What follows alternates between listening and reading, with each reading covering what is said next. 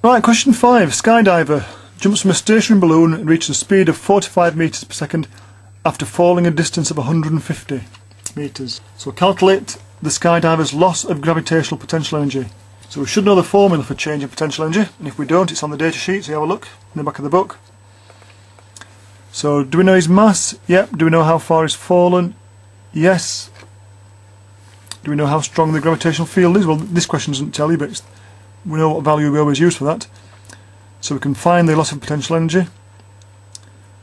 Can we find how much kinetic energy he gains? Well, to begin with, he's stationary. He's eventually going at that speed.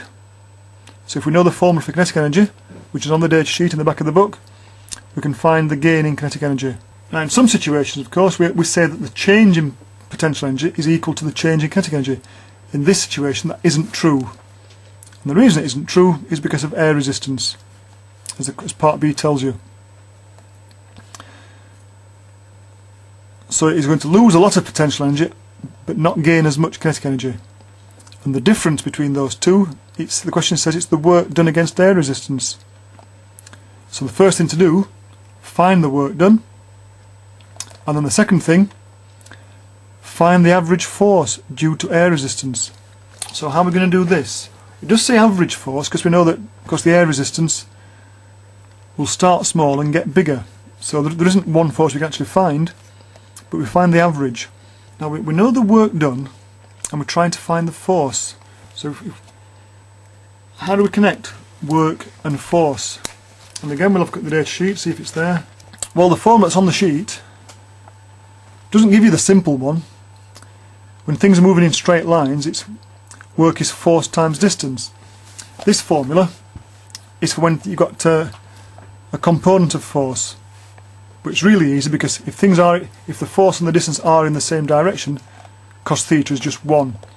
So even though it's not on the data sheet, remember, if things are moving in a straight line and there's no angles or components, it's just work is force times distance. So we already knew the work, we know the distance it travelled, so we can find the force. That easy. If you've got to question 6 by working your way through the previous questions, you should be used to this by now.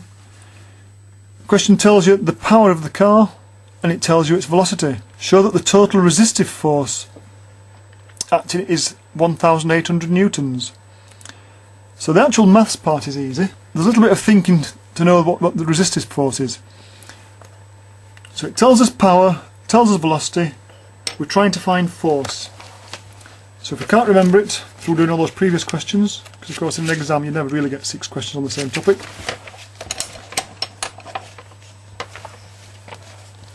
equation that's got power, force and velocity, power equals force times velocity.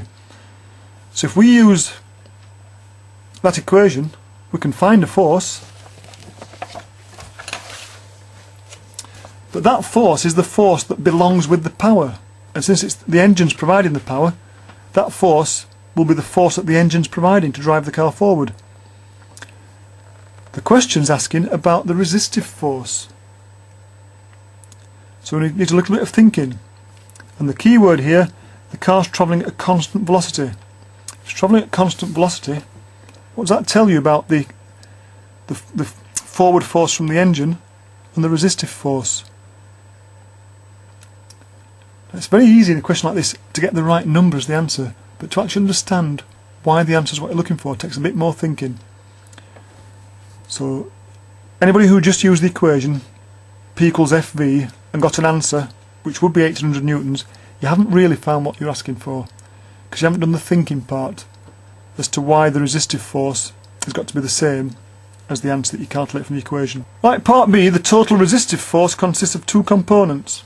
Now that's actually a bit of an unfortunate word, because usually when we talk about components we mean things at right angles. Here it means components in the ordinary English sense, 2 bits of it. There's a constant friction force and the other force is air resistance, which is proportional to the square of the car's speed. So it asks you to find the force of air resistance when the car is travelling at 10 metres per second. And we think, where have they got that from? Well, they've got the 10 metres per second because that was the velocity when the resistive force was 1800 newtons. We know that total resistive force, 1800, is air resistance plus the constant, and the constant's there. So you can find what the air resistance must be. Second part, what happens to the air resistance if the car is travelling twice as fast?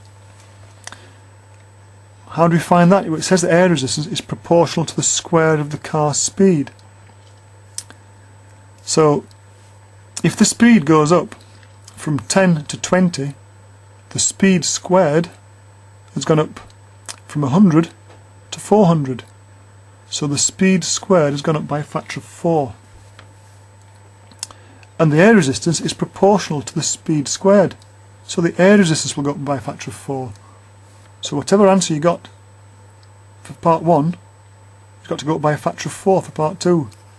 And then the final part to this question, now that you know the air resistance, you can find the total resistance force, because of course you've still got this 250 to add on. So now you know at 20 meters per second, you know the total resistive force, and you know the speed. If you know the resistive force, you can also find the driving force that will keep it going at a constant speed. You know the driving force, you know the speed it's travelling at, you can find the power that the engine must be producing. Question 7, first part. A ball bearing is released when near the top of a tall cylinder containing oil. Discuss the energy changes which take place as the ball bearing accelerates from rest. Well, this is just like an extreme version of air resistance, isn't it? Oil is much gooier than air, so whatever happens when something falls through air is going to happen to a much greater degree when something falls through oil. So let's think about the energy changes. If something's falling down, you know it's losing potential energy, and all the time it's falling down, it's losing potential energy. But things are only gaining kinetic energy if they're speeding up. And if they're not speeding up anymore, they're not gaining kinetic energy anymore. So you've got to think where the energy might be going. Right, for part B, using a jack to lift a heavy object. Each stroke of the jack, it tells you the force, and it tells you how far down it moves. So force and distance, you can find work. And it tells you how many strokes of the handle you need to apply, so you can find the total work you've got to do. And it tells you how far that lifts the object. So there's the mass of the object, so you can find the weight that you lift. If you know the weight you've got to lift and the distance you lift it, then that's the work you've got to do on the object. So you've calculated the work you do on the jack, you work out the work that you actually do on the object, so of course the efficiency is what you get out divided by what you put in. So it's the work that you actually do on the object divided by the amount of work you put in the jack is going to be the efficiency.